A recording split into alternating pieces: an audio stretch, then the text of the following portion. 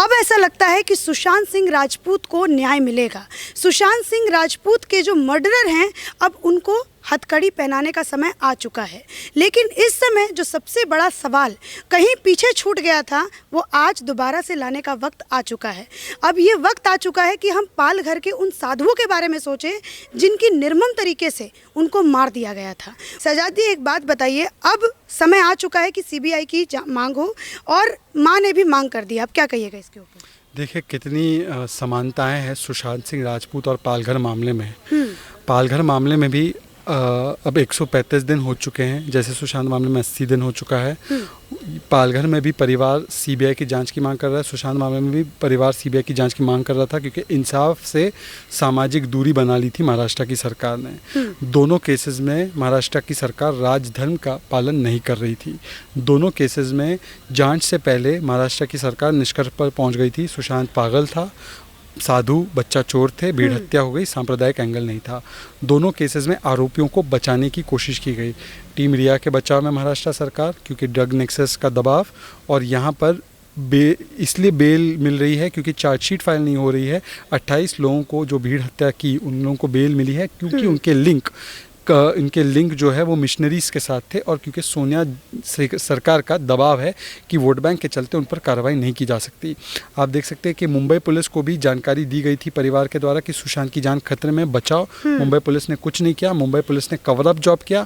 यहाँ पर भी पालघर पुलिस ने तो उन साधुओं को सुशील गिरी जी महाराज जी और कल्पवृक्ष जी गिरी जी महाराज जी को हाथ सौंप दिया, और आज हत्यारा ही जांच कर रहा है।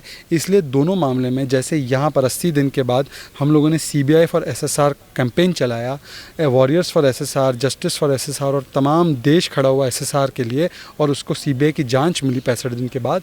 वैसे आज समय आ चुका है कि माँ ने भी अपील की है, सुशील जी गिरी जी महाराज की माँ ने, हमें पूरा एक होना पड़ेगा और वॉरियर्स फॉर पालघर और जस्टिस फॉर पालघर के नाम से, सीबीआई फॉर पालघर के नाम से हमें अब सीबीआई फॉर पालघर करना ही होगा, क्योंकि बिना सीबीआई के जांच के वहाँ पर न्याय नहीं मिल सकता उन दोनों साधुओं को। और केवल क्योंकि वो साधु हैं, वो भगवा पहनते हैं, तो जैसे यहाँ पे सुशांत के लिए बड़े बॉलीवुड के लोगों ने आवाज़ नहीं उठाई ना, वहाँ पे बॉलीवुड का सन्नाटा, यहाँ पर सेकुलर समाज का सन्नाटा छा गया है।